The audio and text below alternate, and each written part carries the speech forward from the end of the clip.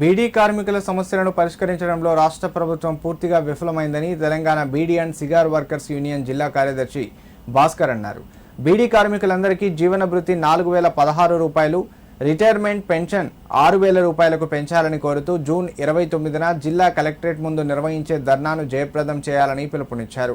ఈ సందర్భంగా సిద్దిపేట జిల్లా దుబ్బాక మున్సిపాలిటీ ధర్మాజీపేట బీడీ కార్మికులతో సమావేశమయ్యారు. ఈ సందర్భంగా భాస్కర్ మాట్లాడుతూ తెలంగాణ రాష్ట్రంలో బీడీ పరిశ్రమపై ఆధారపడి సుమారు 7 లక్షల మంది బీడీ కార్మికులు పనిచేస్తున్నారన్నారు.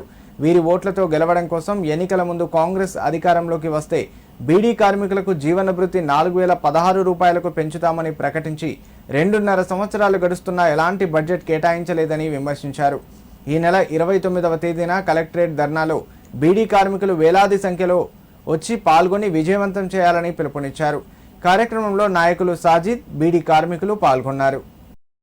ఈ రాష్ట్ర ప్రభుత్వం ఎన్నికల ముందు ఈ రాష్ట్రంలో అధికారంలోకి రాగానే బీడీ కార్మికులందరికీ 4016 రూపాయల పెన్షన్ అమలు చేస్తామని చెప్పి ఓట్లు వేయించుకొని గెలిచిన తర్వాత 3 సంవత్సరాలు పూర్తవుతున్న ఇప్పటి వరకు ఆ 4016 రూపాయల పెన్షన్ ప్రస్తావన లేకుండా ఈరోజు రాష్ట్ర ప్రభుత్వం వివరిస్తూ ఉంది.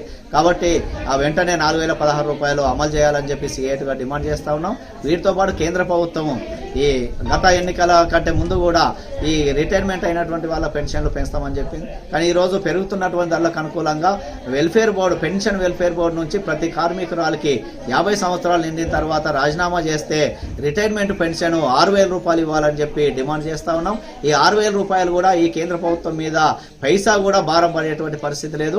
ఈ కార్మికుల శ్రమ నుంచి జమ అయినటువంటి పెన్షన్ వెల్ఫేర్ బోర్డు డబ్బుల నుంచే పెన్షన్ ఇవ్వడానికి ఆస్కారం ఉంటుంది. అట్లాంటి దాన్ని వెంటనే అమలు చేయాలని చెప్పి Telangana beedi and cigar workers union గా డిమాండ్ చేస్తా ఉన్నాం. ఈ సమస్యల పరిష్కారం కోసం 29వ తారీఖు జరిగేటువంటి కలెక్టరేట్ ధర్నాలో ఈ జిల్లాలో ఉన్నటువంటి బీడీ కార్మికులు పెద్ద సంఖ్యలో పాల్గొని ఆ ధర్నాను విజయవంతం చేయాలని చెప్పి సిఐటిగా డిమాండ్ చేస్తారు.